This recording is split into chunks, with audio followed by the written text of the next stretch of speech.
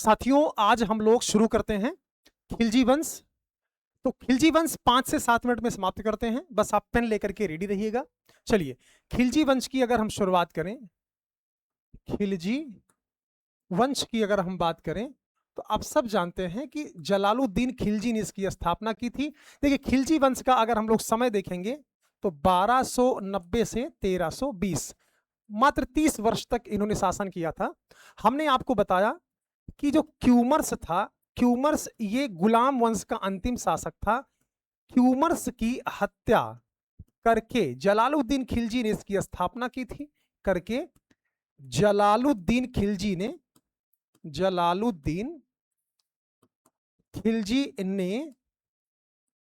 खिलजी वंश की स्थापना की। खिलजी वंश की जलालुद्दीन खिलजी ने क्या किया? स्थापना किया।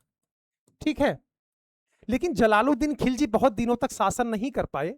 जलालुद्दीन खिलजी की जलालुद्दीन एक बात याद रखना, ये थोड़ा सा जलालुद्दीन ये सहिष्णु व्यक्ति थे, थोड़ा सा हिंदुओं के पक्ष में भी रहते थे। तो जलालुद्दीन समानता की बात करते थे और धर्मनिरपेक्षता की बात करते थे।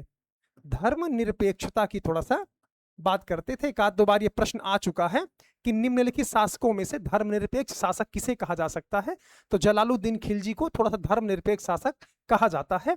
फिर आप देखेंगे जलालुद्दीन की हत्या की जाएगी।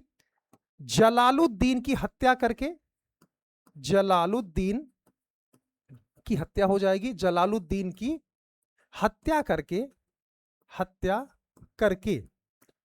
अलाउद्दीन खिलजी, देखो जलालुद्दीन अलाउद्दीन खिलजी के चाचा भी थे और ससुर भी थे, तो एक साथ दो दो पद लेकर के घूम रहे थे। तो जलालुद्दीन खिलजी की हत्या करके अलाउद्दीन खिलजी क्या करेगा? खिलजी वंश पर शासन कर लेगा। अलाउद्दीन खिलजी, जलालुद्दीन की हत्या करके अलाउद्दीन खिलजी ने सत्ता प्राप्त कर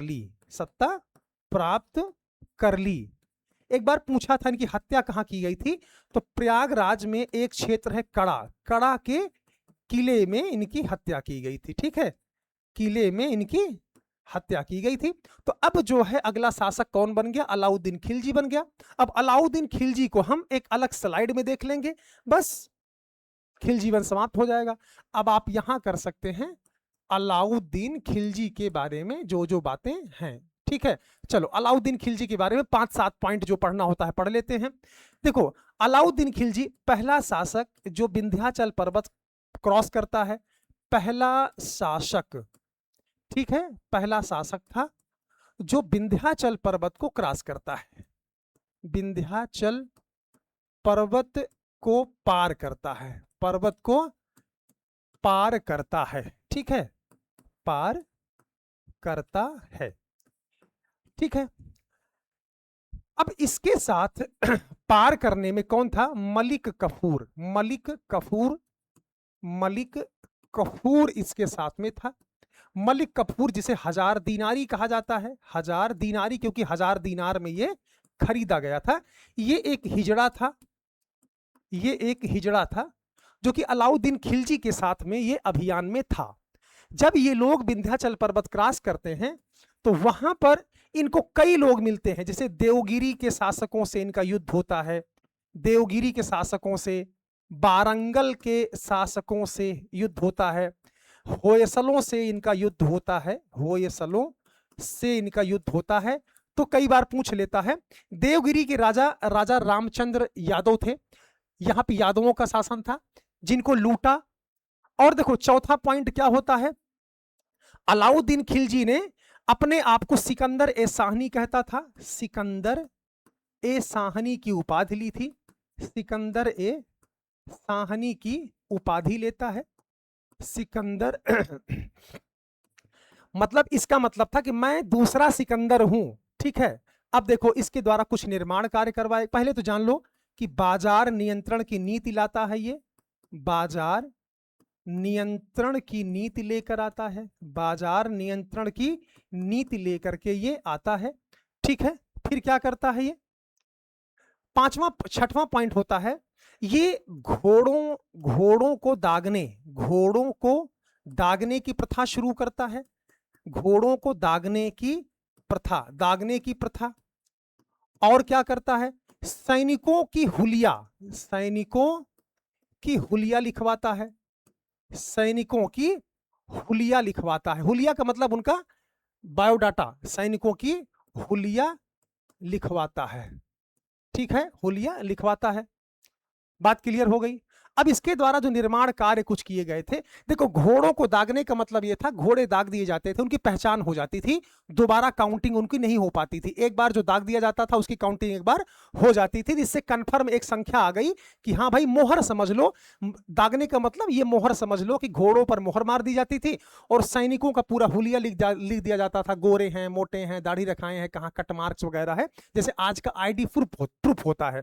बात क्लियर हो गई। अब देखो इसने अलाई दरवाजा, अलाई दरवाजा बनवाया था, इसने अलाई दरवाजा बनवाया था, इसने सीरी का किला बनवाया था, सीरी का किला भी इसने बनवाया था, सीरी का किला बनवाया था, हजार सीतून महल बनवाया था, हजार सीतून महल बनवाया था, जमात खाना मस्जिद बनवाई थी, जमात खाना मस्जिद, जमात खाना मस्जिद बनवाई थी।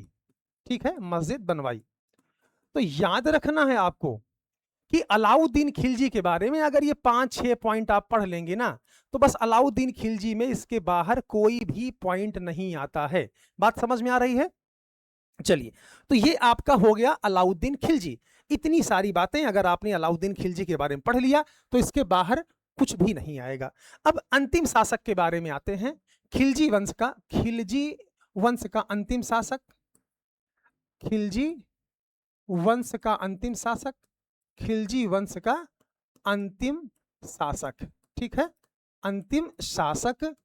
ठीक है, ये 1316 से 1320 तक रहता है। ठीक है, अब इसका नाम तो आप सब जानते होंगे, इसका नाम था मुबारक शाह खिलजी, मुबारक शाह खिलजी इसका नाम था।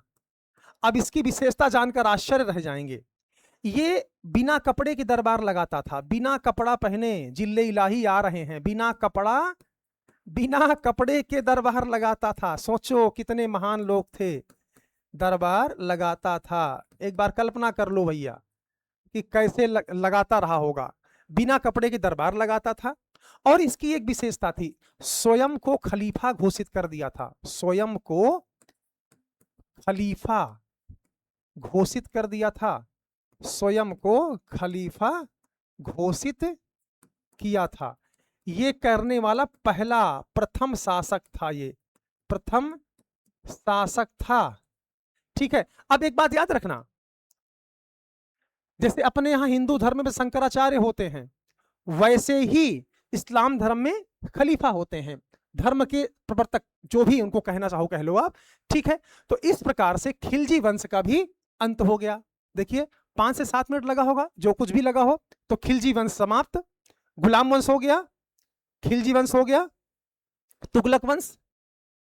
अगले वीडियो में शेयर कर दो यार, लाइक भी कर दो, सब्सक्राइब कर दो। आपका संघर्ष, सॉरी हमारा संघर्ष, आपका सपोर्ट बहुत आगे जाएगा।